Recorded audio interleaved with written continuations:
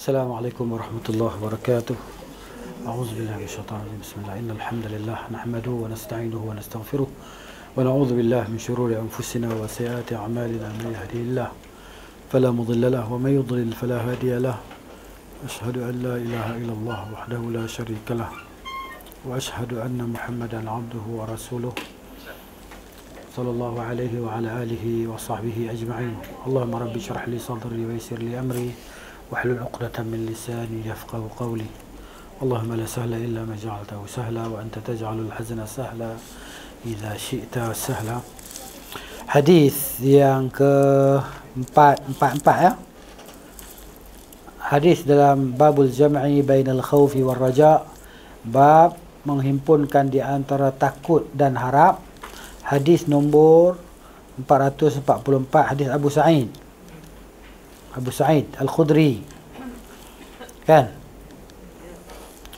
An Abi Sa'id Al-Khudri radhiyallahu anhu anna Rasulullah sallallahu alaihi wa alihi wasallam qala idza wudi'atil janazatu wahtamalaha an-nasu aw ar-rijalu ala a'naqihim. Nabi kata, apabila diletakkan jenazah dan dipikul oleh orang ramai ataupun oleh para lelaki di atas bahu-bahu mereka, a'naqhim, leher lah ni. A'naq ni leher, kan? Tapi kan di atas, pikul di atas leher kot, maksudnya antara bahu dan leher ni lah dipikul jenazah. Fa in kanat salihatan, maka jika jenazah itu jenazah yang baik, qalat, maka dia akan berkata, qaddimuni, kan, cepatkanlah aku, cepatkanlah, bawa lah cepat-cepat sikit. Qaddimuni maksud dia hadapkanlah aku, segerakan bawa aku ke tempat berehat aku. Macam itulah kalau jenazah yang baik. Wa in kanat ghaira salihatin, kalaulah jenazah itu bukan jenazah yang salihah, bukan jenazah yang baik, qalat, dia akan berkata, ya wailaha, hai celakalah, ya wailaha, hai rugilah, aina tadhhabuna biha, kemanakah kamu nak bawa dia ni, kemana kamu nak bawa jenazah ini. Yasma'u sawtaha kullu syai'in, mendengar suaranya, jeritannya oleh segala sesuatu, illal insan, kecuali manusia. Walau sami'ahu sa'iqa, kalau dengarlah suara tadi, nescaya pengsanlah manusia tadi, ya kan? Begitu juga jin. Jin dan manusia makhluk yang mukallaf, dua-dua tak dengar. Kalau jin dengar kan siksa kubur, mereka pun pakat beriman habislah. Pakat beriman lah. Tapi ada yang kafir, ada yang muslim, kan? Ada yang fasik, ada yang salih, ada yang ghairu salih, ya kan? Gitu macam kita manusia lah, ada jin yang baik, ada jin yang tak baik. Jin hak jenis mengacau orang pun banyak juga, kan? Jin nak bagus-bagus ni, dia pun pergi belajar, ya kan? Pergi masjid, semayang, macam kita lah, ya kan? Gitu. Hadis riwayat Al-Bukhari. Jadi apakah pengajaran daripada hadis ini? Yang pertamanya, sunnah dalam membawa jenazah ni adalah dipikul lah. Jenazah dipikul oleh para lelaki. Orang lelaki ya pikul jenazah. Orang perempuan tak dibenarkan. Sebab hadis Ummu Atiyah tu kan, dia katakan Nabi sallallahu alaihi wasallam, kunna nunha an ittiba'il janaiz, kami telah dilarang daripada mengikuti jenazah. Walam ya'zim alaina, kan? Walam yu'zam alaina, dan tidak diharamkan. Bukan maksud dia haram, tapi kami dilarang tu, maksudnya walam yu'zam alaina, tidak diwajibkan supaya kami tadi tinggal ikut jenazah tu. Maknanya tidak diharamkan lah, tidak digalakkan kaum wanita mengikuti jenazah, gitu. Tidak digalak tapi tak haram. Nah, tidak, kita sini kalau ikut hadis tidak haram lah. Walam yu'zam alaina, maksud tidak, benda tu tidak jadi satu penahanan yang jazam, yang putus, ya kan? Bukan larangan yang putus, salah maksud gitu. Walam ya'zim atau walam yu'zam alaina, Nabi tidak menegahnya secara putus, gitu. Baik, kemudian jadi makna ini juga dalil yang mengatakan wanita boleh pergi ke kuburan tapi tidak berulang alik lah. Sebab la'anallahu zawarati, kan, maknanya al-qubur, Allah melaknati wanita yang sentiasa berulang alik ke kuburan. Walaupun begitu ada pandangan daripada sebahagian ulama yang mengatakan tak boleh langsung. Tak boleh langsung bagi wanita untuk pergi ke kuburan. Ada juga pandangan ulama yang tentang tu maknanya berdasarkan faham daripada dalil. Dan hadis tu maknanya hadis. Tapi itulah maknanya ada yang menjawab, ada yang mengeluarkan hadis, ada yang menjawab. Macam hadis wanita yang menangis di kuburan tu kan. Hadis wanita menangis di kubur anak dia tu. Kemudian Nabi larang dia, Nabi kata ittaqillaha wasbiri. Nabi kata bertakwalah kepada Allah dan bersabarlah. Nabi tak suruh dia balik, Nabi tak kata, wanita tak boleh datang kubur, haram. Nabi tak kata macam tu sebab la yajuzu ta'khirul bayan an waqtil hajah, tidak boleh melambatkan penjelasan daripada waktu hajat. Waktu hajat dan waktu sekarang lah. Kalau benda tu haram, Nabi beritahu kat perempuan tadi tak boleh datang kubur. Tapi Nabi tak kata apa, Nabi suruh sabar dan bertakwalah kepada Allah. Tapi ada ulama lain dia jawab. Ada yang jawab, misalnya benda ni kita kata berdasarkan faham daripada hadis. Yang ni faham macam ni, yang ni faham macam ni. Yang faham macam tu dia ikut kefahaman dia. Yang faham macam ni ikut kefahaman dia. Tapi faham yang sepatutnya adalah faham yang difahami oleh para sahabat radhiyallahu anhum dalam memahami suatu hadis. Para sahabat pun khilaf juga dalam bab faham hadis ni. Sahabat ni faham macam ni, sahabat ni faham macam ni. Jadi berlaku khilaf di kalangan para sahabat. Dia panggil khilaf yang mu'tabar, khilaf yang dibenarkan. Ada pun ada sana khilaf yang tak dibenarkan, ada jugalah.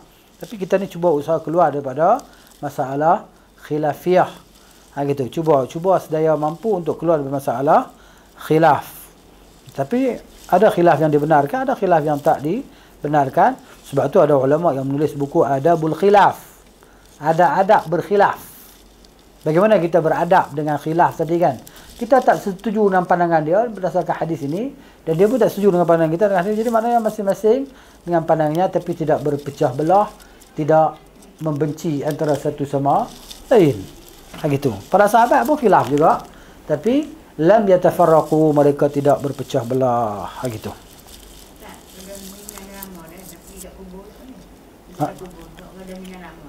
Maknanya untuk siapa? Untuk kaum wanita kah?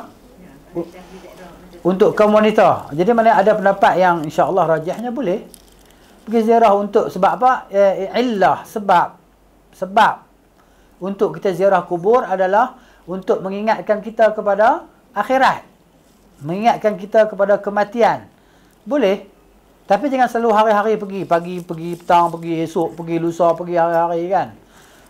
Gitu. Ada pun pergi ziarah kubur pada hari raya dengan i'tiqad tertentu, maknanya itu tak pernah ada dalam ajaran Nabi sallallahu alaihi wasallam. Sebagaimana disebut oleh sebagian orang, dia kata, kalau kita tak pergi orang dalam kubur sedih lah hari raya ni kan, kita kena pergi ziarah dia lah.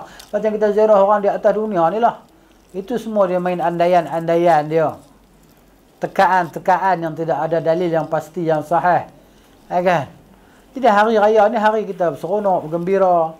Kenapa hari kita bersedih pula? Pergi kubur ni kan kita teringat kesedihan tadi kan. Pergilah hari lain selain daripada hari raya. Jadi gitu masyarakat kita ni. Ada pula ustaz-ustaz, guru-guru, tuan-tuan guru, kan, yang membuat andaian-andaian tertentu yang tidak berlapikkan ataupun tidak berlandaskan dalil yang sahih. Kan, ini tak boleh lah. Sebab benda gaib ni kan, cerita gaib ni kita wajib beriman, ikut apa yang Nabi cerita, Nabi beritahu. Gitu. Itulah dia pengajaran pada hadis tadi, maknanya disunnahkan memikul jenazah di atas bahu kita lah, orang laki-laki tadi. Gitu.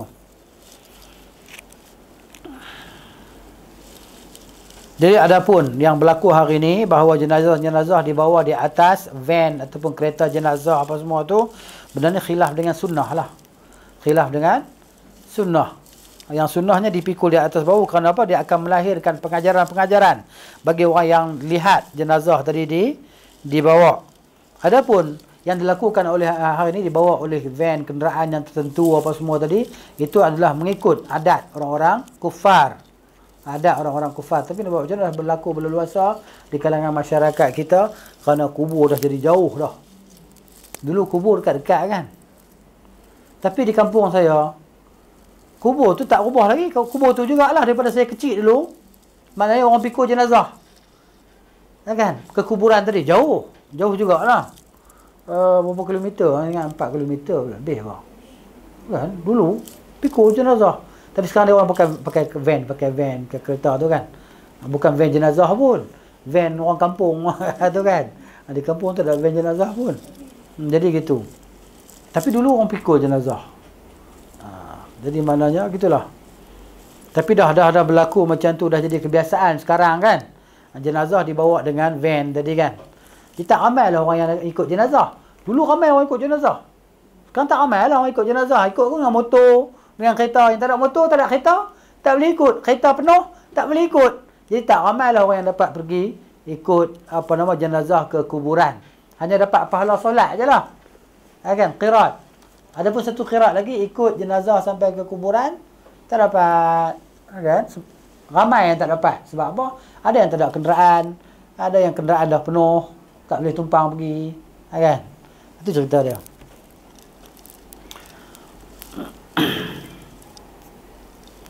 Tapi inilah memang jelaslah mukhalafah dengan sunnah Nabi SAW. Jenazah itu dibawa dengan kenderaan tertentu. Yang sunnahnya adalah dipikul tadi kan. Kemudian pengajaran yang kedua daripada hadis ini ialah jenazah dipikul oleh kaum lelaki secara khusus. Kerana Nabi SAW pernah melarang wanita daripada mengikuti jenazah. Hadis Ummu Atiyah tadilah, kunna nunha an ittiba'i al-janaiz, kami dulu dilarang daripada mengikuti jenazah, walam yu'zam alaina, dan tidak diwajibkan ke atas kami, tidak difardukan ke atas kami, maknanya tidak semestinya kami tak boleh pergi. Begitulah. Nah gitu.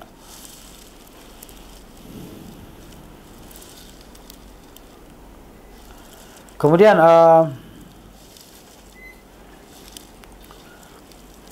pelajaran yang ketiga, bahawa Allah Subhanahu wa taala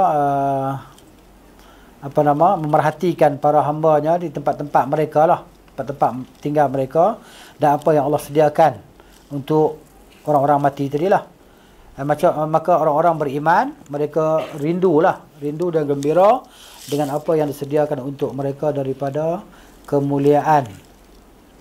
Adapun orang-orang kafir dan orang-orang fasik, orang kafir dan orang fasik, dia pun tak sukalah. Kenapa? Kerana yang menunggu mereka daripada azab yang pedih dalam kubur tadi kan. Tu yang menyebabkan mereka kata, oh rugilah, celakalah, kenapa, mana kami nak dibawa kan. Gitu. Kemudian lagi pengajaran pada hadis ini, sebahagian daripada suara didengari oleh selain manusia dan manusia tidak mampu mendengarnya. Macam suara orang dalam kubur lah. Suara orang yang dibawa tadi kan. Jenazah yang dibawa ke kuburan, dia menjerit tadi. Jadi orang hidup tak dengar lah. Gitu. Ini adalah daripada mukjizat. Kita macam ni lah. Dulu kita duduk di sini, seorang duduk di Sungai Buloh, tak boleh dengar apa yang kita cakap. Bukan dekat Sungai Buloh, kita duduk di atas ni, orang di bawah pun tak dengar apa yang kita cakap. Jeritlah kuat macam mana pun, dia tak dengar kan. Tapi dengan teknologi baru ni yang Allah Ta'ala bagi dekat manusia, Allah bukakan untuk manusia, kan? Saya cakap sekarang ni, orang di London sana boleh dengar apa yang saya cakap live. Apalah. Tapi zaman Nabi SAW, ataupun zaman kita kata sebelum, masa zaman kita kecil-kecil, ataupun zaman dulu lah, yang tak ada telefon ni kan, orang tak boleh dengar. Kita nak berhubung dengan orang pakai apa? Pakai telegram lah, paling mudah, telegram. Ataupun pakai surat. Nak hantar surat daripada utara ke selatan tu makan masa berapa hari. Kena pakai kuda yang laju tadi kan. Tu pun tak kira kuda tu demam ke sakit ke kot jalan tadi. Kalau kuda tu demam kot jalan, ataupun orang yang bawa surat demam, tak sampai lagi surat tu. Itu cerita dia kan. Jadi maknanya sekarang ni kita boleh dengar suara mak kita, ayah kita di Penang ke, di Kota Baru ke. Sekarang mak buat apa ni? Duk masak. Kan? Gitu. Jadi kita boleh tahu, boleh dengar apa yang dia cakap hari ni. Sebab tu dia kata sebahagian daripada mukjizat ni telah dapat maknanya berlaku sekarang lah. Contohnya suara yang jauh tadi kita dapat dengar di sini. Itu maksud dia. Tapi maknanya cerita tentang orang mati ni sampai kiamat kita tak akan dengar lah. Kan? Buat marilah teknologi apa pun nak dengar suara orang kena siksa dalam kubur tadi. Tak boleh lah. Itu cerita dia. Itu cerita gaib. Tu pun mereka ada usaha nak dengar lah. Buaya ke apa ke, duk dengar orang dalam kubur tu ikut dengar. Kemudian wa'an Ibn Mas'ud radhiyallahu anhu qala Rasulullah sallallahu alaihi wasallam al-jannatu aqrabu ila ahadikum min syiraki na'lihi. Nabi kata syurga itu terlebih dekat kepada seseorang kamu daripada tali kasutnya. Syirak na'lihi, kasut selipar kita pakai tu kan ada tali kan? Kasut selipar yang kita pakai tu kan dia ada macam kan? Maksudnya dekat dengan kita sangat dah tali tu. Tali kasut tadi. Tapi syurga lebih dekat lagi dengan kita daripada tali tersebut. Kan? Sebab itulah satu hadis Nabi kata, siapa yang membaca ayat kursi selepas solat tadi kan, tidaklah yang menghalangnya daripada masuk syurga melainkan mati. Lepas solat tadi kita baca ayat kursi, tidaklah menghalang kita untuk masuk syurga melainkan maut. Mati itu jadi penghalang. Dekat sangatlah kita dengan syurga. Begitu juga neraka tadi begitu dekat dengan kita. Dekat sangat, lebih dekat daripada tali kasut yang kita pakai tadi, kasut tadi. Selipar tu. Mendekat sangat neraka dan syurga ni dekat kepada kita. Tak tahulah yang mana akan menyentuh kita. Sebab tu kita kena ada takut. Kan? Disambar api neraka tadi dan kita kena harap Allah bebaskan kita daripada neraka, akan tak masuk neraka langsung. Kemudian Allah masukkan kita ke dalam syurga. Kita kena ada takut dan harap. Macam tu. Sebab kita tak tahu. Mana ada siapa tahu dia nak masuk ke mana?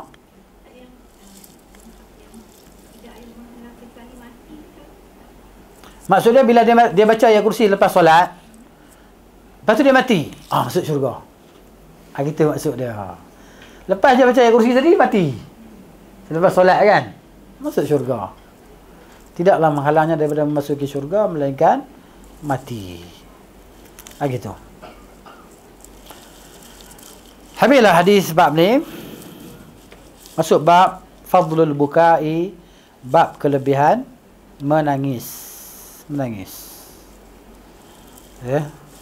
Sebab tu Al-Imam Asy-Syafi'i rahimahullahu taala dia ada kawan-kawan dia. Kawan-kawan dia duduk sembang sama-sama sendiri. Kita ni lama dah tak menangis. Jom kita cari Asy-Syafi'i. Masa pergi cari Asy-Syafi'i, dia akan bagi al-wa'z, dia akan bagi tazkirah. Tazkirah yang boleh melembutkan hati. Kemudian dia baca Al-Quran semua tadi. Puak-puak ni akan menangislah di sisi Al-Imam Asy-Syafi'i. Al-Imam Asy-Syafi'i, Allah Ta'ala beri kepada dia kepetahan bercakap, kefasihan bahasa Arab, seorang penyair. Kemudian apa lagi? Orang yang pakar dalam Al-Quran, hujjah fil lughah. Saya kata sebagai ulama, Asy-Syafi'i hujjatun fil lughah. Dia adalah hujjah dalam bahasa Arab. Dia menghafal segala syair-syair qudama tadi kan. Gitu.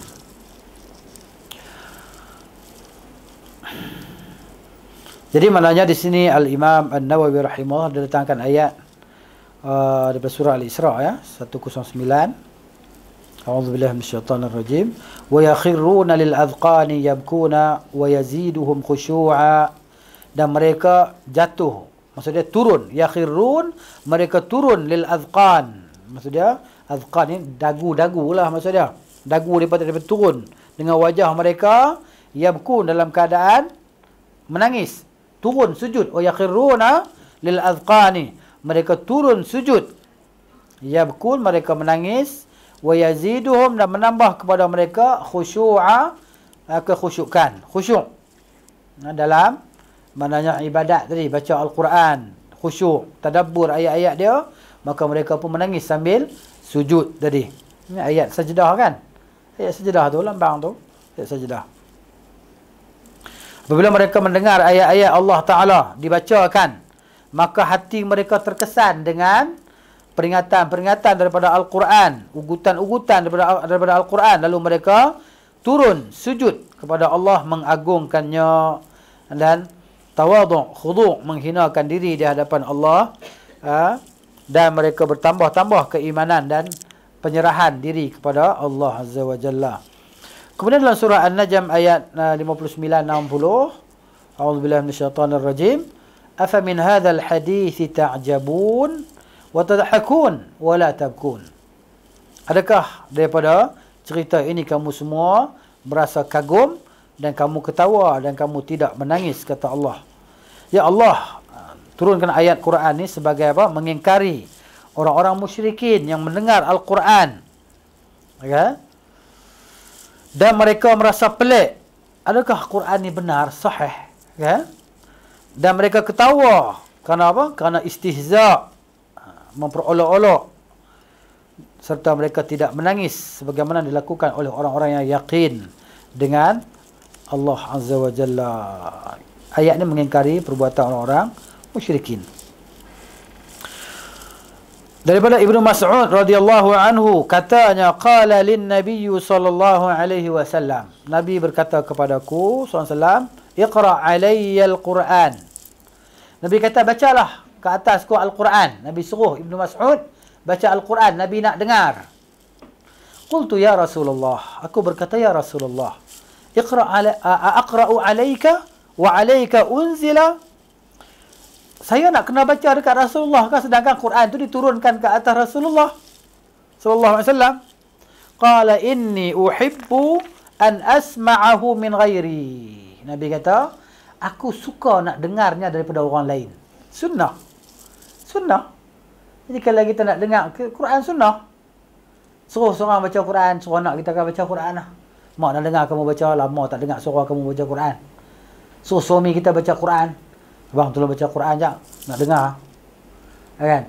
Awak ni nak test saya ke? Macam tu pula dia katanya.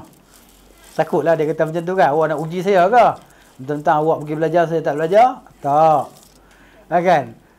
Nak beramal dengan hadis ni kan? Nabi suka aku dengar orang baca Quran. Jadi kita suka orang dekat kita baca Al-Quran. Ataupun suami suruh kita baca Quran ke, ataupun kita suruh anak kita baca Quran ke, ataupun anak kita suruh kita baca Quran ke, kita baca. Kan?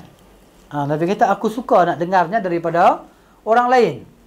Paling kurang kita naik kereta ada apa nama CD tu kan. CD tak kira lah. Sudais ke, Shuraim ke, Al-Mashari atau Al-Mishari ke. Ikut selera kita lah nak dengar siapa baca Quran tadi. Kita buka lah. Tapi jangan buka Quran sembang pula. Buka Quran lepas tu tanya sembang, tanya gini kawan kita kan. Ataupun jawab telefon ke. Pause dulu Quran tu. Lepas tu sembang lah, sebab ada dalam Quran tu Allah larang kan. Iza quri'al Quran tu, bila dibacakan Quran kepada kamu, adalah kamu dengar, diam untuk Al-Quran tadi. Bila kita cakap pasal Quran, berdosa lah kita tanya. Quran tadi gitulah, kita dengar dapat pahala dan tambah-tambah pahala lagi bila kita tadabbur ayat dia. Menghayati ayat Al-Quran. Itulah dia matlamat Al-Quran tu diturunkan supaya hati tadi hidup dengannya. Hati tadi tadabbur dengan ayat-ayat Al-Quran. Sama. Tafsir kita dengar tafsir tu maksud mentadabbur ayat tadi lah. Tafsir ayat tu supaya menghuraikan ayat. Dia membawa kepada penghayatan. Tafsir itu membawa kepada penghayatan. Tafsir ini menghurai ayat-ayat yang kita kata fi apa nama padanya ada perkataan-perkataan gharib ke, perkataan-perkataan ganjil dalam bahasa Arab. Maksud ayat ni bagaimana? Sebab nuzul ayat ni bagaimana? Ayat ni makkiyah ke, madaniyah ke? Ayat ni hukum cerita tentang apa? Kan? Tafsir menghuraikan ayat. Tadabbur maknanya lebih kepada penghayatan. Al-Quran ni bagi tahu dekat kita maknanya, oh dia nak suruh aku buat macam ni. Allah nak suruh aku buat macam ni. Allah suruh aku macam ni. Kan? Jadi maknanya dalam Quran ni ada apa? Ada cerita, ada hukum hakam, kan? Ada akidah. Begitu dalam Quran ni. Jadi kita menghayati. Menghayati maksudnya tadabbur lah. Tadabbur ayat-ayat Quran tadi kan. Bila kita belajar tafsir, tafsir akan mengarahkan kita kepada tadabbur, penghayatan Al-Quran. Tafsir tadi kan. Tafsir ni kita nak pergi faham ayat tu. Faham secara mendalam. Ada tafsir Quran dengan Quran, tafsir Quran dengan hadis, kan? Gitu. Kata Ibnu Mas'ud, faqara'tu alaihi suratan nisa'i, maka aku baca ke atas Nabi sallallahu alaihi wasallam surah An-Nisa. Surah An-Nisa. Daripada awal baca surah An-Nisa tu kan, sampailah kepada ayat 41 tu. Fa kaifa idza ji'na min kulli ummatin bi shahidin wa ji'na bika 'ala haula'i shahida. Bagaimanakah jika kami datangkan dengan setiap umat dengan seorang saksi? Saksi ini adalah Rasul. Saksi adalah Rasul. Wajina bika ala haula'i syahida, dan kami datang, kami bawa engkau ni datang sebagai saksi ke atas mereka, yakni ke atas umatmu. Kan? Rasulullah sebagai saksi kita. Adakah Rasulullah telah menyampaikan? Kan? Maka Rasulullah jadi saksi ke atas kita sama ada kita beriman ataupun tidak beriman. Qala hasbuka al-an. Nabi kata cukuplah sekarang, cukup. Berhentilah. Sampai ayat 41 tu Nabi kata berhentilah. Sudah tadabbur ayat tadi kan. Faltafattu ilaihi, maka aku menoleh kepadanya, kepada Nabi sallallahu alaihi wasallam. Fa idza ainahu tadrifan. Tiba-tiba aku lihat air mata Nabi sallallahu alaihi wasallam mengalir. Nabi menangis. Kan? Terkenangkan umat dia tadi, Nabi menangis. Nabi jadi saksi ke atas umat dia. Dan kita ni adalah jadi saksi ke atas para anbiya alaihimussalatu wassalam. Dibawa datang Nuh alaihissalam. Maka Allah Ta'ala tanya, Nuh tanya kaum Nabi Nuh, adakah Nuh telah menyampaikan? Mereka jawab, tak nyampaikan lagi. Nabi Nuh kata, aku sampaikan dah. Kan? Nah, Allah Ta'ala kata, siapa saksi kamu? Saksi aku adalah umat Muhammad sallallahu alaihi wasallam. Saksi Nabi sebelum Nabi kita Muhammad sallallahu alaihi wasallam. Jadi pengajaran hadis yang pertama menjelaskan tentang kelebihan ataupun fadilat Abdullah bin Mas'ud, bahawa Nabi sallallahu alaihi wasallam suka dengar Al-Quran daripada lidah dia. Dia baca Quran suara sedap ni. Ya kan? Ini menunjukkan bahawa kesungguhan Ibnu Mas'ud dalam menuntut Al-Quran, mempelajari Al-Quran, menghafalnya. Dan maknanya itqan, menguatkan. Maksudnya mengukuhkan tentang hafalan dan bacaan Al-Quran. Gitu. Sebab tu Nabi kata, siapa nak dengar Quran sebagaimana diturunkan, maka hendaklah didengar daripada Ibnu Ummi Ma'bad, iaitu Abdullah bin Mas'ud. Dengar Al-Quran ni sebagaimana diturunkan, dengarlah daripada Abdullah bin Mas'ud, kama qala Nabi sallallahu alaihi wasallam. Yang pertama. Yang keduanya, dianjurkan, disunnahkan kita mendengar Al-Quran daripada orang lain. Kenapa? Kerana ia lebih membawa kepada penghayatan dan berfikir. Orang tu baca, kita dengar, kita hayati bacaan dia. Kalau kita faham Al-Quran, faham ayat Al-Quran, kalau itu semayang di belakang satu imam yang bacaan dia Masya Allah, kan? Seronok, sedap. Dia baca satu muka tu, kita tambah semuka lagi. Dalam hati kita, tambahlah semuka lagi. Ada kan? Imam-imam yang baca sedap tadi kan? Oh, tu. Yang imam import ada. Kan? Imam sini pun ada baca tadi kan? Baca sedap, Masya Allah. Kita pun dengar Allah. Kan? Jadi kita dengar ayat-ayat dia baca tu, kita boleh sambil kita menghayati, tadabbur ayat Quran tadi. Sunnah dia. Ini khilaf dengan orang tu baca sendiri lah. Khilaf dengan kita baca sendiri. Sebab bila kita baca sendiri ni, kita duk ingat nak hafalan dia tu. Duk ingat yang kita nak hafal tu kan. Gitu. Al-yawma tujza kullu nafsin bima kasabat la zulma al-yawm innallaha sari'ul hisab. Kita nak tadabbur tu lah, sikit lah. Sebab nak sekali nak tadabbur, sekali nak jaga hafalan dia, sekali nak menghayati tajwid dia, ikhfa, idgham, iqlab dia tu kan. Jadi penghayatan tu kurang sikit. Tapi bila kita dengar orang lain baca, kita relax ya kat belakang ni. Gitu. Innal ladzina kafaru yunadawna lamaqtullah. Apa semua tadi dengar, masya-Allah. Sungguhnya orang kafir ni diseru, kan? Diseru pada hari akhirat bahawa kemurkaan Allah Taala lebih besar daripada kemurkaan kamu ke atas diri kamu sendiri.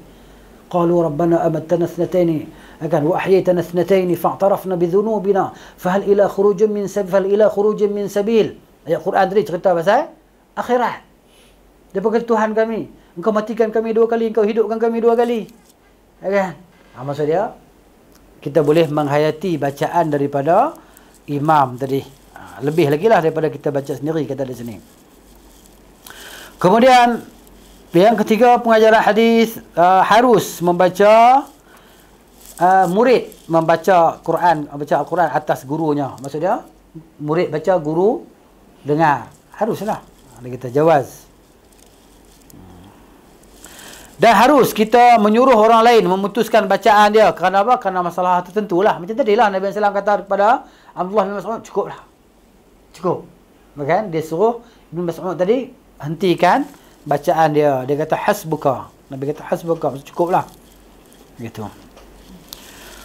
Kemudian dalam hadis lagi galakkan atas menghayati Al-Quran lah, tadabbur ketika membacanya ataupun mendengarnya. Supaya apa? Supaya dia terkesan dalam diri kita lah. Lagi kelebihan menangis kerana takutkan Allah Azza wa Jalla ketika kita mendengar ayat-ayat Al-Quran. Sambil kita tadi duduk diam, tenang kan. Dengar elok-elok tadi. Dan tidak menjerit-jerit.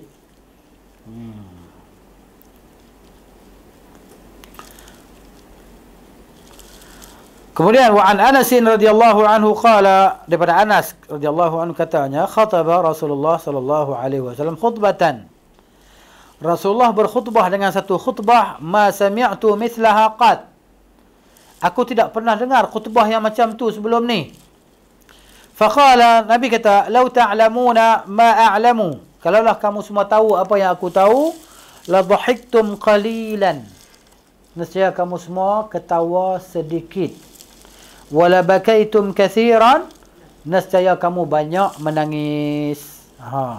Nabi kata, kalaulah kamu semua tahu apa yang aku tahu, kamu menangis banyaklah, ketawa sikit sangat.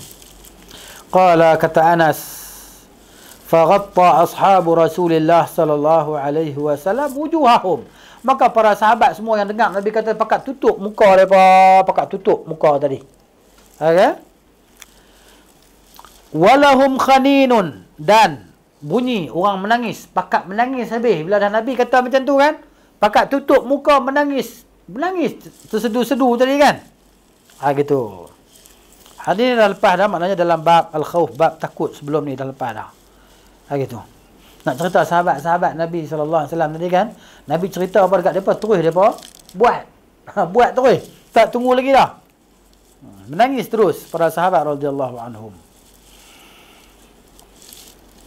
Kemudian wa an Abi Hurairah radhiyallahu anhu qala qala Rasulullah sallallahu alaihi wasallam, la yalijun nara rajulun baka min khasyatillah. Tidak akan masuk neraka seorang laki-laki, termasuklah wanita ya, baka yang menangis min khasyatillah, kerana takutkan Allah, hatta ya'ud al-labanu fi ad-dar'i, sehingga susu kembali ke tempat dia. Maksud dia mustahil lah susu tadi bila diperah kan, akan masuk balik ke situ tempat perah tadi, mustahil lah. Maknanya dia akan masuk ke syurga. Dia tidak akan masuk ke neraka lagi dah. Wala yajtami'u ghubarun fi sabilillah, tidak akan bertemu, tidak akan berhimpun antara debu yang lekat pada orang yang berjihad di jalan Allah. Agar dia berjalan-jalan, debu tu lekat di kaki dan di baju dia kan. Tak sama. Wa dukhanu jahannam, dengan asap neraka jahannam. Maknanya tidak akan berhimpun antara debu yang lekat di kaki orang pergi jihad di jalan Allah dan asap neraka jahannam. Maksudnya orang yang berjihad di jalan Allah tak akan masuk neraka jahannam. Itu gitu. Jadi hadisnya ada perbahasan dia. Ala kulli hal ni hadis ni maknanya sahih li ghairihi, sahih kerana yang lainnya. Sudah gitu.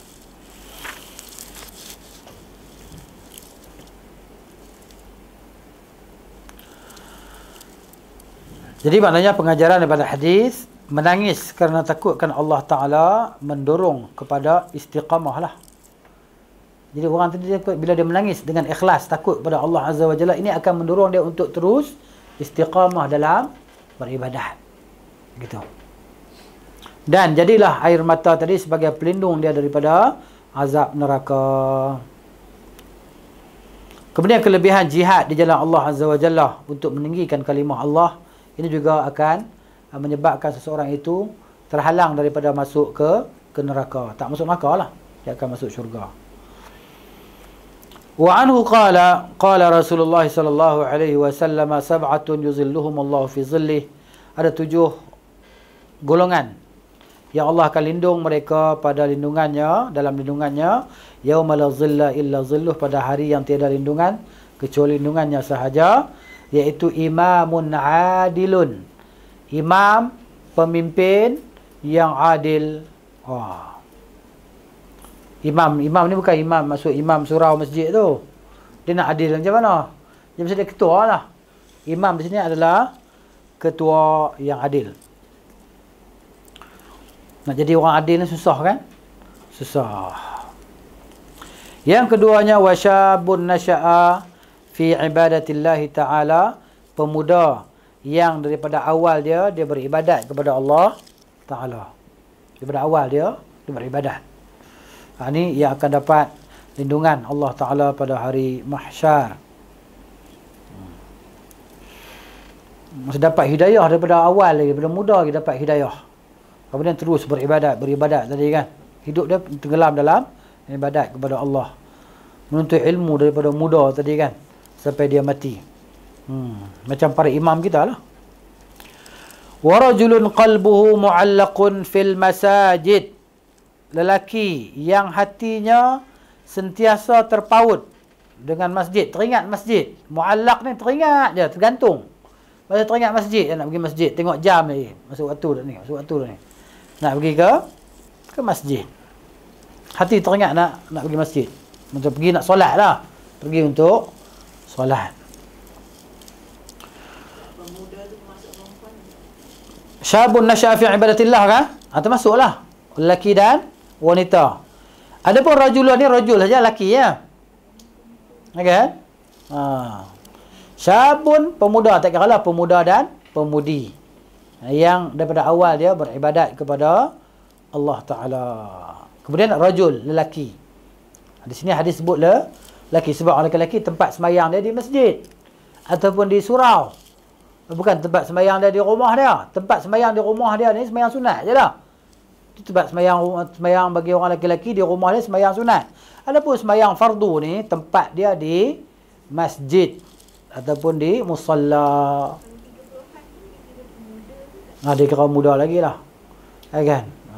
Sebagai ulama kita 40 tu muda lagi, kan? 40-an tu masih muda. Maksudnya dia panggil apa? Tahap kematangan, kemuncak kematangan tadi kan. Dia masuk dah, masuk tahap kemuncak kematangan tu kan, bila 40 ke atas tu. Sebab tu para anbiya semuanya diutus ketika umur 40.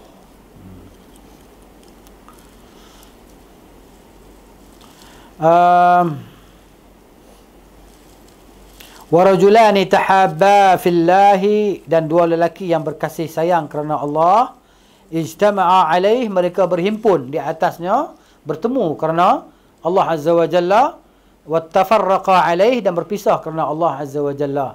Contohnya seorang di utara selatan berkumpul di satu tempat, meeting mesyuarat ke apa ke, kan? Kemudian berpisah pula untuk berdakwah dan sebagainya. Gitu.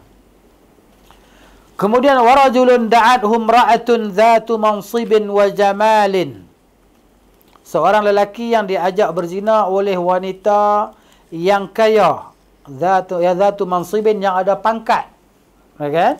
Wa jamalin, dan cantik. Faqala, maka dia menjawab, inni akhafullah, sesungguhnya aku takut Allah. Macam Nabi Yusuf alaihi salam, kan? Kisah dia macam tu. Susahlah nak jadi macam ni, kan? Jangan minta diuji macam ni pula. Orang lelaki jangan minta diuji macam ni kan. Ia satu ujian yang berat, yang susah tadi kan. Minta jauh daripada fitnah kehidupan. Allahumma inni a'udzubika min fitnatil mahya wal mamat, kan? Orang lelaki ya. Kalau perempuan dia kata macam tu juga, dia dapatlah insya-Allah, kan? Kalau dia kata macam tu, kan? Dia ajak oleh lelaki untuk berzina apa semua tadi, dia kata aku takut pada pada Allah. Payahlah sebab perempuan ni biasanya dia kan dalam rumah ke apa ke payah kan. Wallahu a'lam. Tapi kalau dia kata macam tu dia dapatlah. Faqala inni akhafullah, aku takut pada Allah. Jadi kelebihan takut kepada Allah Taala ni kan. Wa rajulun tasaddaqa bi sadaqatin, seorang lelaki yang bersedekah dengan satu sedekah. Masuklah orang perempuan sekali kan. Kalau dia sedekah sebab dia masuk di bab taglib ni, bab taglib. Bab maknanya taglib ni bab bila sebut lelaki masuk orang perempuan kan. Bila sebut orang perempuan tak masuklah lelaki-lelaki. Ya gitu. Fa akhfaha, dia sedekah lalu dia rahsiakan sedekah dia hatta la ta'lama shimaluhu, sehingga tangan kirinya, maksud orang sebelah dia lah, tidak mengetahui ma tunfiqu yaminuhu, apa yang dinafkahkan olehnya. Kiri tak tahu apa yang dinafkahkan oleh kanan. Bukan maksud dia sorokkan tangan kanan, tangan kiri. Tak, maksud dia sampai orang dekat dia pun tak tahu dia tu bersedekah. Kemudian warajulun zakarallaha khalian fafadan ainahu, dan seorang lelaki yang zikir, ingat pada Allah. Itu juga seorang wanita, kan? Yang dia berzikir, ingat Allah Ta'ala, maka menangis, mengalirlah air matanya. Jadi mana kadang-kadang ada orang wanita yang lebih bertakwa daripada orang lelaki, kan? Yang lebih kuat zikrullah, zikir dia daripada orang lelaki. Kadang-kadang yang lebih kuat berpuasanya kaum wanita daripada kaum lelaki. Yang rajin datang belajarnya lebih ramai daripada kaum lelaki. Entahlah, mungkin nisbah wanita lebih ramai daripada lelaki. Sekarang lah, wallahu alam lah. Mungkin juga kan, orang wanita lebih ramai daripada lelaki. Tapi tahulah orang lelaki ni dia banyak kerja, pergi cari rezeki dan sebagainya, kan? Dia tak datanglah ke kelas tu kecuali pada masa-masa tertentu. Jadi maknanya masuklah, bila sebut lelaki-lelaki masuklah wanita, kan? Yang ingat pada Allah Ta'ala dalam keadaan dia tu bersendirian. Masa dia bersendiri dia ingat pada Allah, maka mengalirlah air matanya. Gitu. Jadi kita ni bila duduk sorang-sorang ni ada dua lah mari kat kita. Syaitan ada hasut kita, duk buat benda ni, buat benda tu, buat benda ni, kan? Dan iman tadi duk hasut, duk suruh kita, duk dorong kita supaya buat kebaikan, semua baca Quran ke apa ke, istighfar ke, zikir kan. Dia mari dua benda tadi. Hak satu duk suruh buat baik, hak satu duk larang daripada buat baik, duk suruh buat jahat. Kemudian وعن عبد الله بن الشخير رضي الله عنه قال أتيت رسول الله صلى الله عليه وسلم وهو يصلي, aku datang kepada Rasulullah SAW sedang baginda salat. وَلِجَوْفِهِ أَزِيرٌ كَأَزِيرِ الْمِرْجَلْ مِنَ الْبُكَاءِ, maksud dia Nabi ni dengar sedu Nabi ni, bila sedu orang menangis kan, di perut dia bunyi gitulah, orang sedu menangis tadi kan. Kerana tangisan tadi, bunyi sesuatu dalam dada dia, bunyi tangisan. Nabi sedang solat, Nabi menangis. Jadi maknanya anjuran lah. Dia anjurkan masa solat tadi kita menangis. Sebab Nabi tidak akan buat melainkan yang terbaik. Maka Nabi SAW menangis dalam solat. Sebab apa? Sebab tadabbur tadi lah, tadabbur, menghayati tadi. Penghayatan dalam solat tadi, ayat Quran ke, Nabi menangis.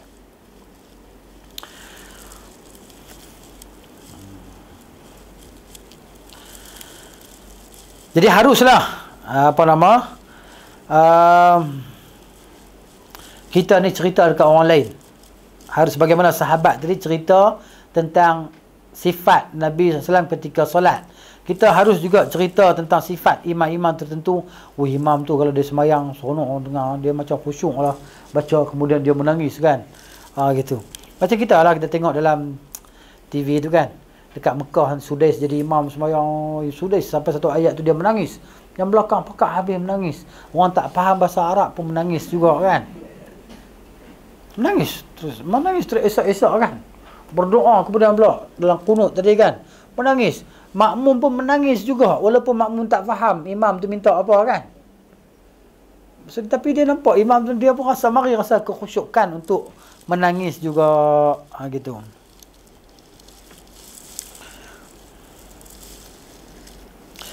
Kemudian hadis juga menjelaskan tentang kesempurnaan perasaan takut dalam diri Rasulullah sallallahu alaihi wasallam terhadap Allah Azza wa Jalla.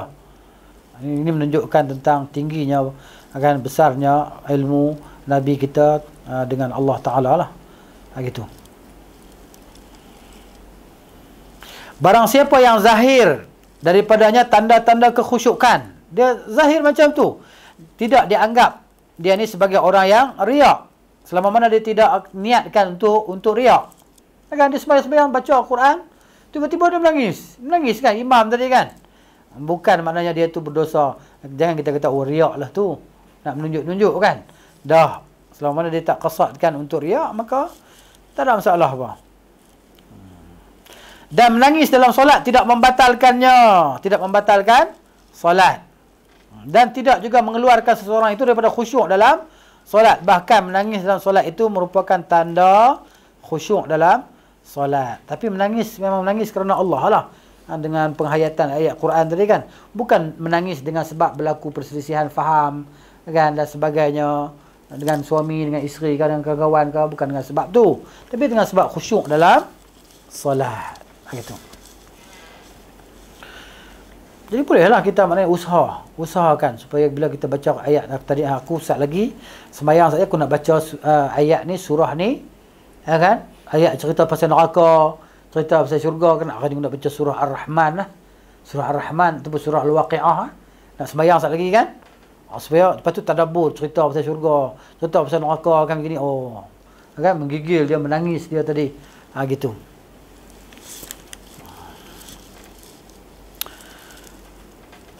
Habis tu masuk hadis yang lain. An Anas radhiyallahu anhu qala Rasulullah sallallahu alaihi wasallam li Ubay bin Ka'b radhiyallahu anhu, Nabi kata kepada Ubay bin Ka'ab, "Inna Allah azza wa jalla amarani an aqra'a 'alaika." Nabi kata, Allah azza wa jalla perintahkan aku supaya aku bacakan ke atas engkau, lam yakunil ladzina kafaru. Kan ayat ni, lam yakunil ladzina kafaru min ahli alkitab wal musyrikin kan, munfakin hatta, itu mana ayat sampai al-ayat sampai habis ayat tadi. Qala, kata Ubay, wasammani, dan Nabi sebut nama aku. Nabi sebut nama aku ataupun Allah sebut nama aku tadi. Nabi kata Allah suruh aku baca ke atas engkau hai Ubay. Maknanya Allah sebut nama Ubay kepada Nabi sallallahu alaihi wasallam. Qala, Nabi tanya, Ubay tanya Nabi sallam, Ubay tanya, wasammani, Allah sebut nama saya ke? Allah sebut saya ke? Maknanya Ubay tanya kepada Nabi sallallahu alaihi wasallam. Qala, Nabi kata, na'am. Ya, Nabi kata Allah sebut nama kamu. Allah suruh aku baca dekat kamu hai Ubay ayat ni. Fabaka Ubayyun, maka Ubay pun menangis. Hadis muttafaqun alaih. Dalam riwayat yang lain, faja'ala Ubayyu yabki, maka Ubay pun menangis. Gitu. Hadis ni yang pertama ni menjelaskan tentang kelebihan Ubay bin Ka'ab, bahawa dia ni termasuk di kalangan ar-rasikhin fi hifzil Quran wa tilawatihi. Dia termasuk di antara orang yang pakar, sangat pakar lah dalam ayat-ayat Quran. Dia hafal Quran, dia ingat tak lupa, dan membaca Al-Quran tadi sebagaimana yang diajarkan oleh Nabi sallallahu alaihi wasallam, tajwid dia tadi. Dan di antara para sahabat yang paling paling menghafal Al-Quran lah, paling tepat bacaan dia, sebagaimana yang sabit daripada Nabi sallallahu alaihi wasallam. Sebab tu Umar tadi kan dia pujuk Abu Bakar untuk himpun Al-Quran semua tadi kan, panggil apa, Zaid bin Sabit, Ubay bin Ka'ab tadi kan, untuk himpunkan Al-Quran. Kemudian disyariatkan tawaduk. Maksud kita ni tawaduk, bersikap tawaduk, merendahkan diri dalam mengambil ilmu daripada ahlinya, walaupun orang tu lebih muda daripada kita kan.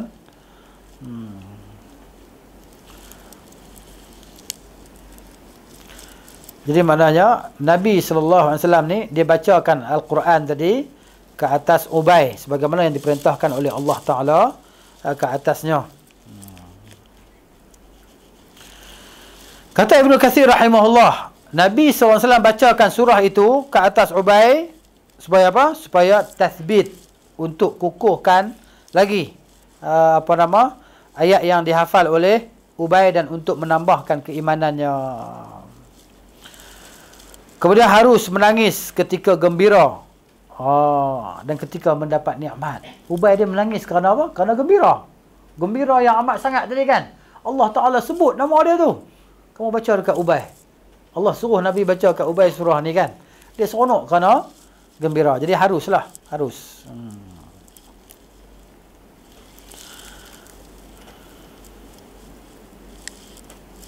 Kemudian dianjurkan kita ni baca Al-Quran supaya orang lain dia semak bacaan kita. Dia haruskan, dianjurkan, disunatkan. Kita baca Al-Quran, kita hafal lah. Dalam hafalan ataupun kita baca Quran, suruh orang semak, kita baca. Tolong semak kan, betul ke tak betul aku baca ni. Tajwid ni betul tak ni? Jadi dia pergi kawan-kawan dia yang pandai baca Quran, jadi dia pun baca. Jadi kawan dia kata, okey lah ni, boleh lah. Boleh lah jadi imam ni. Dekat imam kampung ni lepas lah dia kata. Imam bandar pun boleh lah. Gitu. Harus. Dia anjurkan. Dan ini adalah sunnah lah. Sunnah yang diikuti. Bahawa Rasulullah SAW baca Al-Quran.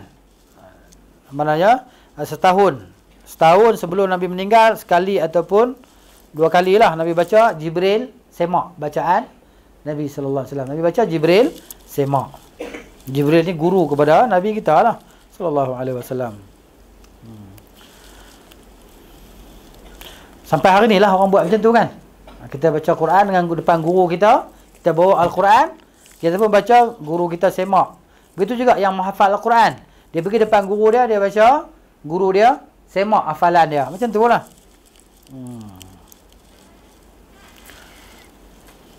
Jadi kata Al-Imam Al-Qurtubi rahimahullah, dikhususkan surah ini ya.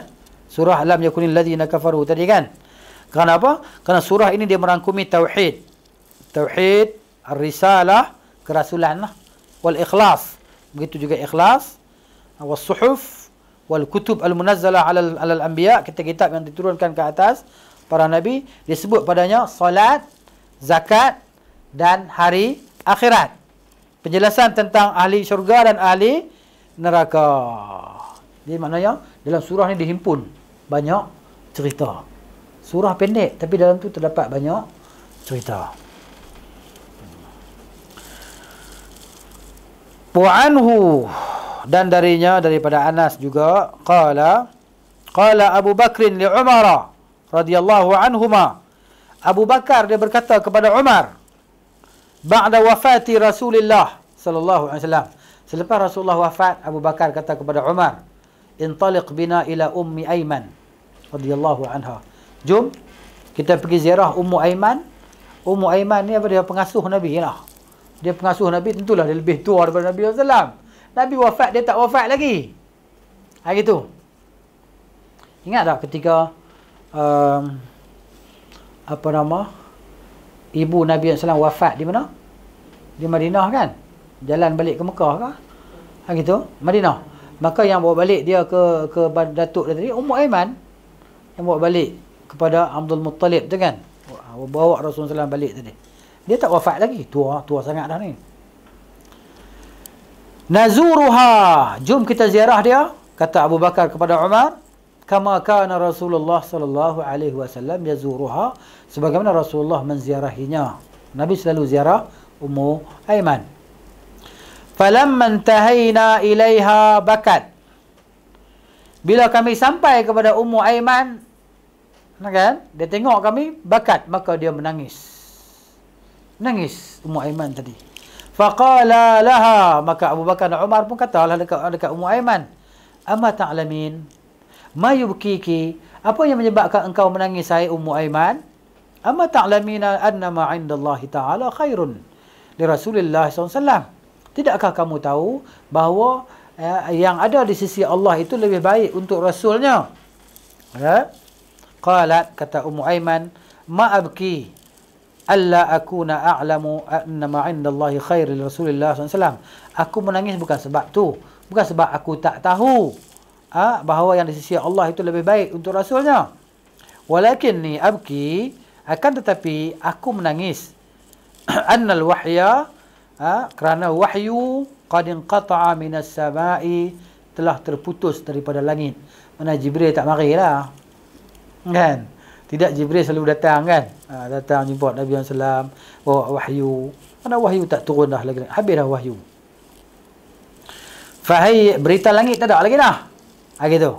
Fahiyyajadhuma 'alal bukai, maka kata-kata Ummu Aiman ni menyebabkan kedua-duanya menangis. Faja'ala yabkiyani ma'aha, lalu keduanya menangis bersama Ummu Aiman radhiyallahu anhum.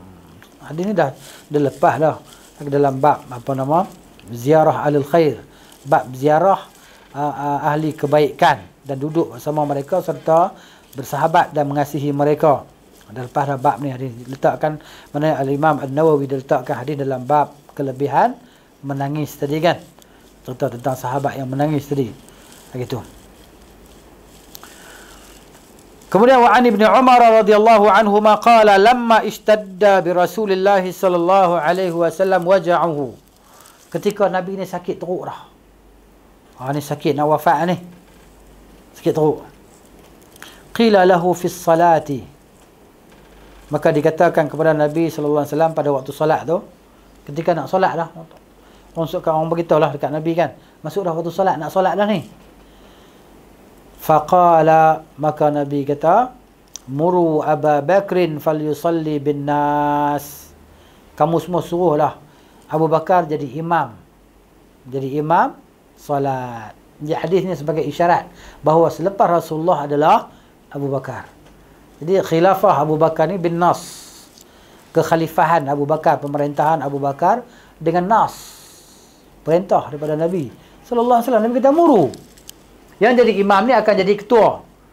Jadi imam dalam solat, dia akan jadi ketua bagi rakyat, jadi ketua kepada orang Islam, umat Islam. Begitu. Imam Nabi suruh Abu Bakar.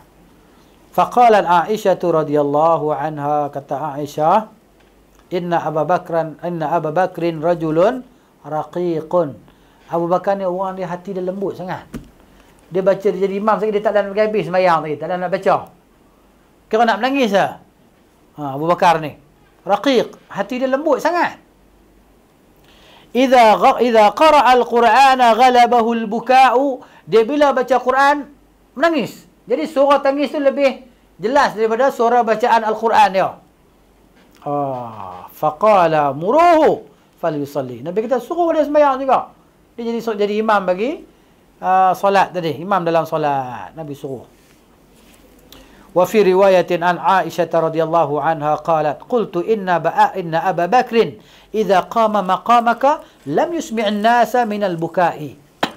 Kata Aisyah, kan? Abu Bakar kalau dia duduk tempat kamu ya Rasulullah, dia tidak akan mendengarkan manusia, memperdengarkan kepada orang ramai bacaan Al-Quran melainkan tangisan. Yang orang belakang dengar menangis ya. Ayat Quran tak dengar. Gitu. Hadis muttafaqun alaih. Nabi kita suruh juga. Suruh Abu Bakar radhiyallahu anhu.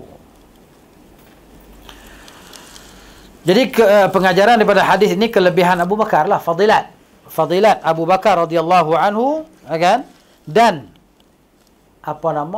keadaan diri dia yang begitu khusyuk, ya, begitu khusyuk kepada Allah Azza wa Jalla. Ini menunjukkan, hadis ini juga menunjukkan dalil dia menjadi ketua selepas wafatnya Rasulullah sallallahu alaihi wasallam. Kemudian lagi anjuran kita ni mana lembutkan hati kita dengan menangis ketika membaca Al-Quran. Sebab tu Al-Quran ni dibaca dengan ini dia punya dengungan kesedihan, kan? Masuk ke arah kesedihan. Sedih tadi dengar baca Quran, kan? Mana dia kepada tu. Dia punya tarannum dia tadi kepada tu. Kepada tangisan, kepada sedih baca Al-Quran tadi. Sebab tu baca ada lanjut, kan? Dengar kan? Baca lanjut semua. Turun, dia ada turun naik, kan? Dengan panjang bacaan dia tadi. Ada gunnah dia. Gitu.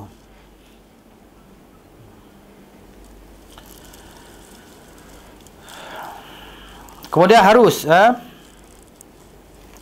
imam tadi dia melantik seseorang untuk menggantinya.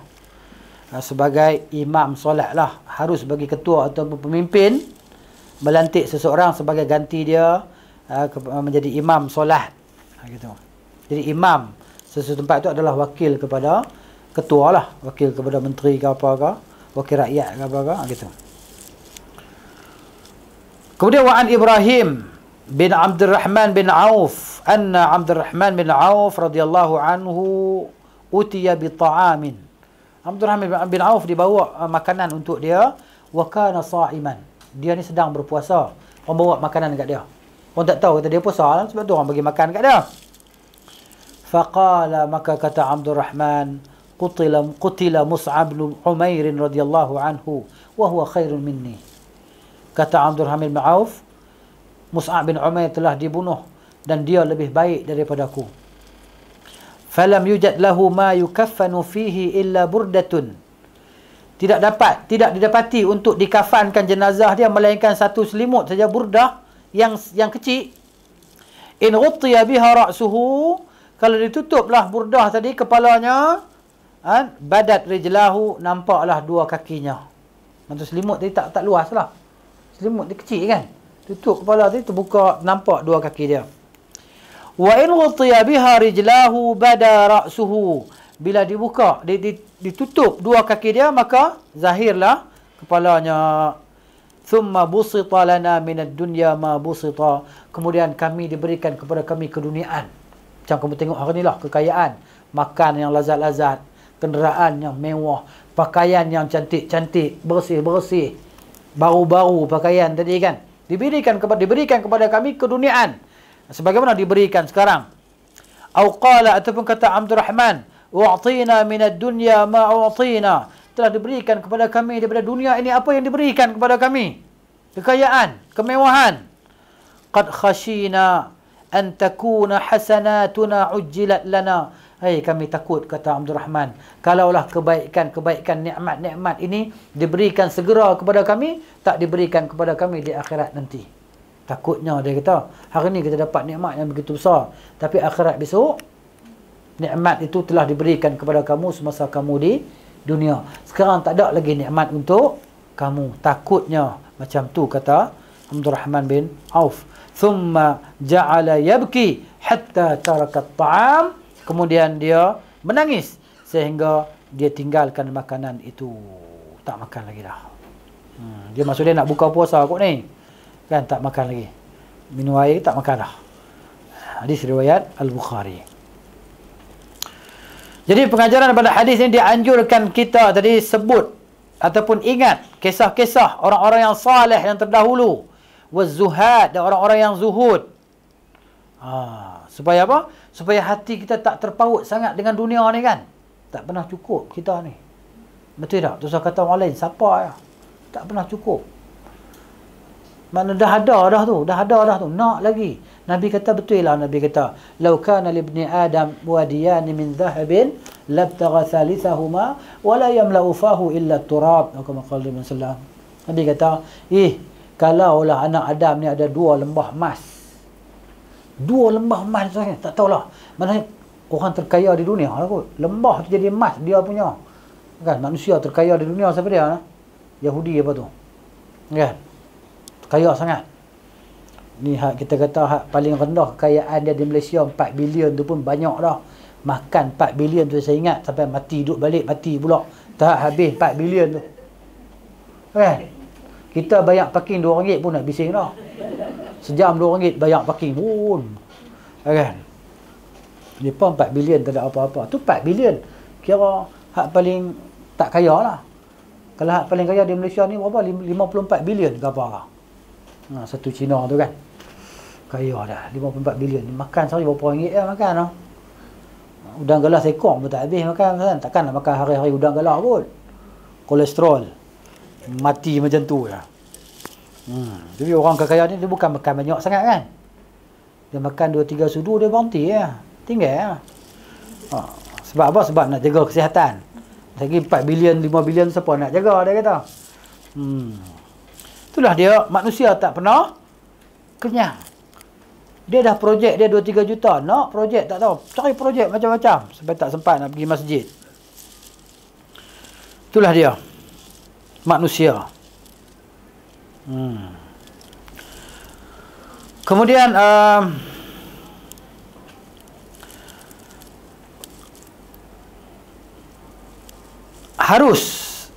maknanya seharusnya seseorang tadi dia sebut, dia ingat para sahabat dia dan saudara-mara dia dengan menyebut perkara-perkara yang baik yang dilakukan oleh mereka lah. Maksudnya, dan mohon ampun untuk mereka. Maksudnya ada saudara-saudara yang dah meninggal kan, yang baik hati, apa semua tadi, yang suka bagi nafkah, kan, suka menghubung silaturahim. Kawan tu dah mati dah. Jadi maka dia sebut cerita kawan tadi kepada anak-anak dia, keluarga dia, cerita tentang abang dia ke adik dia kan, kebaikan mereka yang telah meninggal. Jadi macam Abdul Rahman bin Auf cerita tentang Mus'ab bin Umair. Gitu, dan mohon ampun untuk mereka yang telah mati tadi. Dan jangan sebut benda-benda yang tak elok yang mereka buat.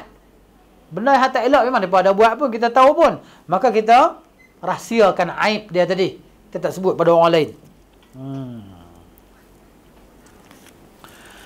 Kemudian lagi pengajaran hadis syiddatu khaufis sahabah radhiyallahu anhum. Para sahabat ni amat takutlah kepada Allah Azza wa Jalla. Takut sangat. Macam Abdul Rahman bin Auf ni kan, salah seorang yang dijanjikan 10 seorang daripada 10 al-mubasyirin bil jannah kan. Macam ni sikap dia. Kita kan kalau Tuhan beritahu kita ahli syurga kan, hore merdeka. Kan? Buatlah apa saja sebab aku dah ahli syurga. Kan? Jadi maknanya gitu. Ni para sahabat ni tak. Walaupun dijanjikan mereka dari syurga, terang-terang Nabi beritahu dia ahli syurga. Mana tak masuk neraka dah. Mati terus masuk syurga. Tu pun jadi macam tu perasaan mereka tadi kan, takutnya amat sangat kepada Allah Azza wa Jalla. Kemudian seharusnya bagi seseorang dalam ketaatan dia tengok orang yang lebih hebat daripada dia lah. Dalam taat tadi kan, mana orang yang kuat puasanya, yang kuat ibadatnya, tengok kepada orang yang lebih, yang di atas dia. Tengok kepada para sahabat macam mana iman mereka, macam mana ibadat mereka kan. Itu dalam bab, kita kata dalam bab ibadat tadi kan. Kalau dalam bab dunia ni, kita tengok orang bawah kita lah. Bila kita tengok orang atas kita, kita rasa putus asa. Tengok orang di bawah kita, ada yang naik basikal pun ada. Aku ni alhamdulillah lah boleh naik motor yang ada 2 tayar, enjin masih lagi hidup, bubuh minyak, start jalan. Orang naik basikal buruk tu, kan, duk kayu jalan berdatar tak apa, jalan naik bukit cukup kesian tengok kat dia lagu tu, kan, kayu basikal. Alhamdulillah aku naik motor macam tu ya, naik bukit okey ya. Tengok orang di bawah kita, baru kita rasa selesa. Tengok orang atas kita, amboi depa, kan, kita rasa tak seronok. Tengok orang bawah kita, kita rasa lapang. Itu cerita dunia. Cerita agama, cerita ibadat, tengok orang di atas kita, kan. Cerita bab ilmu pengetahuan, menuntut ilmu, tengok orang yang lebih daripada kita. Kita usaha nak jadi macam dia. Begitu.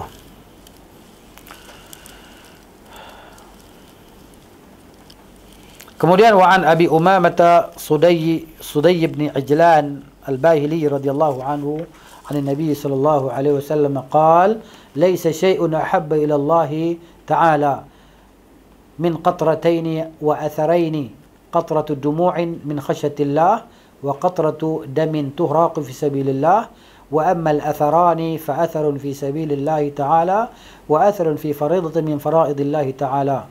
حديث روايات الترمذي. Makna dia, tidak ada sesuatu yang lebih Allah kasihi daripada 2 titis. Qatratain ini 2 titisan dan 2 kesan. Kalau titisan tadi qatratu dumu'in, titisan air mata kerana takutkan Allah, wa qatratu damin, dan titisan darah yang menitis di jalan Allah Taala. Ini yang Allah paling cinta. Adapun 2 kesan, maka kesan athar fi sabilillah ta'ala, kesan di jalan Allah Ta'ala, wa atharun, dan kesan fi faridatin min faradillah, daripada fardu yang Allah fardukan ke atas kita. Contohnya kita buat sesuatu yang Allah fardukan, tinggal kesan tu pada anggota badan kita, umpamanya kaki kita jadi kematu ke, kan, duduk sujud banyak, duduk tahiyat banyak ke, duduk antara 2 sujud ke, duduk antara 2 sujud yang disunahkan begitu kan. Susah nak buat tu. Ramai orang tak mau buat. Bukan tak boleh buat, tak mau buat. Sakit. Biasalah. Kan? Allah bisa tegal biasa. Kan? Nak pacak diri ketika tahiyat awal tu kan. Ramai orang selesa. Kan? Santai. Dia hamparkan kaki kanan dia ketika tahiyat atau tahiyat awal ataupun duduk antara dua sujud ataupun duduk tahiyat akhir. Padahal dia suruh kita ni dirikan kaki kita ni kan. Usahalah, tak boleh, kalau dah usaha tak boleh buat tu tak apalah. Ni tak mau usaha langsung. Tak mau usaha langsung. Tapi bila dibuat daripada kecil-kecil ni kan, kita boleh buat lah. Tapi bila dah berumur nak buat ni payah sikit. Buatlah dekat mana kita boleh buat. 1 minit, 2 minit, setengah minit. Tak larat, pelepah lah. Lepas tu buat balik. Usahalah dekat mana kita boleh buat. Jadi kesan dia tinggal. Ibu jari kaki kita ke matu ke apa ke. Sebab apa? Duk tahan kapet keras masjid tu kan. Ada kapet lembut, ada kapet keras macam ni, kapet keras ni. Kan? Melecet kulit kita tadi. Kesan dia tadi. Itu yang Allah Ta'ala suka. Berhadis kelebihan menangis kerana Allah Ta'ala dan dia merupakan dalil iman seseorang lah. Kemudian kelebihan jihad di jalan Allah dan pahala mereka yang luka ataupun terluka padanya lalu menitis darah dia tadi. Kan? Dan parut luka tu masih ada. Luka tadi parut dia ada lagi kan. Kemudian kelebihan bertakarrub kepada Allah, mendekatkan diri kepada Allah dan bersegeralah menunaikan segala perintah Allah, kelebihan dia. Kemudian hadis yang seterusnya kita berhenti di sinilah. Hadis Al-Arbad bin Sariyah radhiyallahu anhu. Berhenti di situ. Habis dah bab ni kan, satu hadis baca ya. Hadis Al-Arbad bin Sariyah radhiyallahu anhu qala wa'adhana Rasulullah sallallahu alaihi wasallam mau'izatan wajilat minha al-qulub wa dharafat minha al-uyun. Rasulullah beri peringatan kepada kami. Satu peringatan yang menggetarkan hati dan menitiskan air mata. Sahabat dengar Nabi bagi peringatan, Nabi bagi tazkirah. Hadis ni panjang. Kan? Sehingga sahabat kata Rasulullah ka'anna hadhihi mau'izatun muwaddi'in. Ini seolah-olahnya peringatan orang yang nak pergi jauh. Nak tinggalkan kami. Seolah-olahnya begitu. Fa'usina, maka wasiatkanlah kepada kami. Sebab Nabi kata usikum bis-sam'i wat-ta'ah. Nabi kata aku pesan kepada kamu dengan hendaklah kamu mendengar dan taat. Wa in ta'ammara 'alaikum 'abdun habasyiyun, walaupun hamba Habsyi jadi ketua kamu. Kan? Hendaklah kamu taat dan dengar dan taat. Fa innahu may ya'ish minkum, sesungguhnya siapa yang hidup selepasku, fasayara ikhtilafan katsira, dia akan melihat perselisihan yang begitu banyak. Wa af'alaikum bisunnati, adalah kamu ikut sunnahku, wa sunnatil khulafa'ir rasyidin, ikut sunnah khulafa'ir rasyidin al-mahdiyyin, yang mendapat petunjuk. Addu 'alaiha tamassaku biha, berpeganglah dengannya. Nabi kata wa addu 'alaiha bin nawajiz, gigitlah dengan gigi geraham. Itu yang dipesan oleh Nabi sallallahu alaihi wasallam kepada para sahabat radhiyallahu anhum. Jadi Al-Imam An-Nawawi rahimahullah dia ambil potongan daripada hadis ni, hadis tentang maknanya kelebihan menangis tadi kan. Zarafat minha al-uyun. Peringatan daripada Nabi sallallahu alaihi wasallam ni, kita ni seelok-eloknya kita pergi dengan tazkirah yang boleh menggetarkan jiwa kita, yang boleh menyebabkan air mata kita tadi menitis keinsafan. Tu alhamdulillah lah. Kan? Cari tazkirah yang macam tu. Jadi wallahu taala alam bisawab. Kita berhenti di sini. Subhanakallahumma wa bihamdika asyhadu an la ilaha illa anta astaghfiruka wa atubu ilaik. Assalamualaikum warahmatullahi wabarakatuh.